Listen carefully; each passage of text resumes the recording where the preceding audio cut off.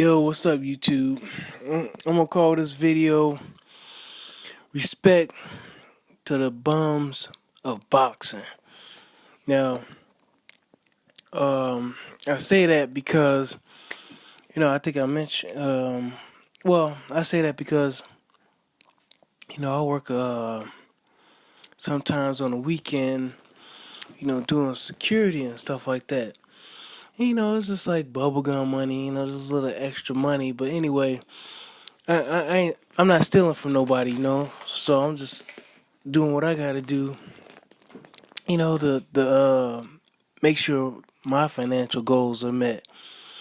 And instead of just sitting around, playing video games or something like that, I'm just staying busy working. I got some extra time, and if I can squeeze in a couple hours here, why not work? So that's the only way you can, get rich. You do through, actually it's through a business. But anyway, moving along, you know, at my job, sometimes, these people make disparaging remarks, man. Like nasty stuff, like have a good time, making minimum wage and stuff like that.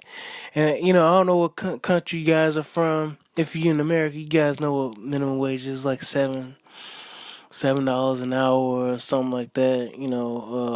Depending on what country you're in, that's $7 an hour is probably like the best things to slice bread. Not talking about anybody, but some people don't make that.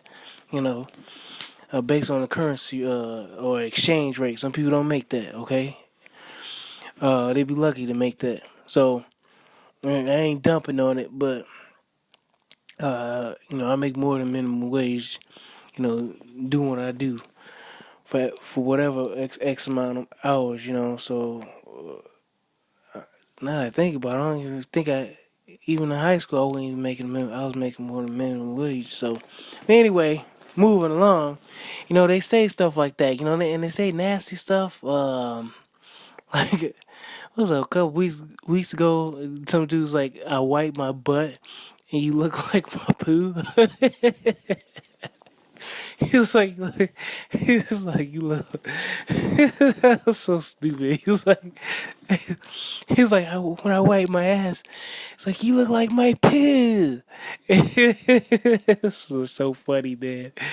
And the dude, like, they throw money at you, because you're like, especially if you like working the door, like, oh, go buy yourself a breakfast, and they like throw like $2 at you or something like that, I'm like get out of here, man. You know. And then let's see, I had let me see, one time this dude tried giving us like his stripper money. It was like like $40 on all ones. And then he started calling me and this other dude the N word and stuff like that, and he got real nasty, and we're just like, dude, let's get out of here, man. Nobody's gonna take your money. Not at this, like, just down on them like that. One dude had the audacity to say, I can buy you and sell you. Yeah, as if we're like slaves, man. It was like, oh man. And I was thinking, I was like, man, you just gotta have thick skin to you know, do the job, man. Like, doing any type of security, man. People really look down on you, man. It's kind of it's funny, man. It's like some of these people look down on you, and they ain't got no damn money, And here they are, drinking and stuff like that. And what's really bad is they don't know the people. You know what I'm saying? Like you get to know people in the service industry and stuff like that, and it's just funny how, like, you just go through life, man, and you see how some people like well accomplished, like uh it's like Chris Algieri, he's educated. Nathan Cleverly, he's educated. Um, George Foreman went on to be more than just the boxer. Deontay Wilder was working at Red Lobster, 10 years ago. Now he's a heavyweight champion. Dude's making millions of dollars. Um, um, I think the dude that beat that had a fight with Lucien Bute. Damn, I want to call this dude Demetrius Andre. Andre, man, the dude Andrade. Dude Andrade, who technically can almost to me, you can put a good argument that he beat Lucien Bute. Andrade. You know what I'm talking about? Andrade, the Hispanic guy who was working at Cracker. He was like working at Jack in the Box or some kind of burger joint. Um, Edna Cherry, working at a furniture store. And it's just funny how, like, we uh, talk about these guys. And, one guy just last night, just this, I think it was just Saturday, it was on NBC Sports. Dude was from Argentina. He was a painter. And he put up a good fight, man. He put up a good fight, but the fact that we don't know him and stuff like that, people just like, oh, he's a bum. Oh, he's a taxi driver. And these guys just working like everyday jobs, what I'm saying? To just make money. And here it is, yeah. Well, let's just say, speaking for myself, here it is, I call him a Euro bum or something like that.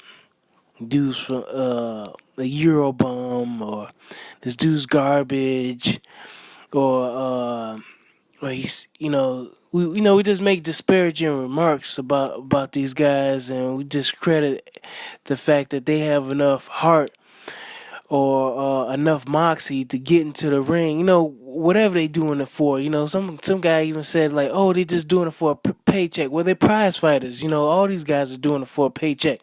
That's why you have so many a certain demographics in the 20s and 30s.